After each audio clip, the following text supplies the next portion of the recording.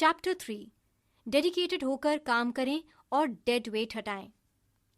Gary B Sabeen, एक सफल corporate CEO, एक काफी फनी घटना की कहानी सुनाते हैं। एक बार वो कुछ बॉय स्काउट्स को कैंपिंग के लिए एक रेगिस्तान ले गए और एक जगह पर अपना पड़ाव डाला।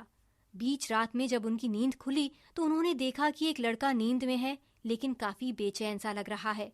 वजह यही थी कि उसने अपना स्लीपिंग बेड नहीं निकाला, क्योंकि वो सुबह उठकर उसे वापस पैक करने की मशक्कत नहीं करना चाहता था। आसान शब्दों में कहें तो उसे ठंड में कांपना मंजूर था, मगर थोड़ी मेहनत करना नहीं। जब भी जिंदगी में कठिन समय आता है तो कई बार हम बुरे निर्णय ले लेते हैं। हम काफी जल्दी डिसीजंस ले लेते हैं और लंबे समय तक उसके कारण पछताते हैं। इस समस्या से बचने का एक सिंपल तरीका है, अपनी जिंदगी को अपने गोल्स के प्रति ऑर्गेनाइज करें। एक और उदाहरण है जिससे कि हम अपने लॉन्ग टर्म गोल से डगमगा जाते हैं, और वो है इंटरनेट पे अपना वक्त बर्बाद करना। हम सब कहीं ना कहीं ये करते हैं। जब हमें कोई मुश्किल काम पूरा करना हो और उसे करते करते हम थक गए हों तो तुरंत हमारा हाथ फोन की ओर बढ़ता है और हम सोशल मीडिया देखना शुरू कर देते हैं। अपने काम पर फोकस करने की बजाय हम इंटरनेट के सुपरफिशियल अट्रैक्शन की ओर खींचे चले जाते हैं। इससे निपटने का एक रास्ता ये है कि आप वो सारे ऐप्स डिलीट कर दें जो आपको डिस्ट्रैक्ट करते हैं।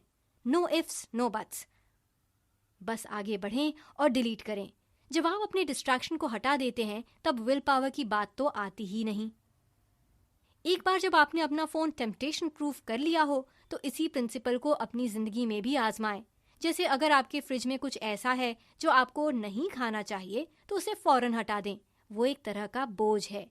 आप ऐसा करके काफी सरप्राइज हो जाएंगे कि आखिर डिसीजन मेकिंग इतना आसान कैसे हो गया। जैसा कि डॉक्टर बेरी श्वार्ट्ज ने अपनी किताब द पैराडॉक्स ऑफ चॉइसेस में कहा था कि जिंदगी में ज्यादा ऑप्शंस रखना ही हानिकारक होता है।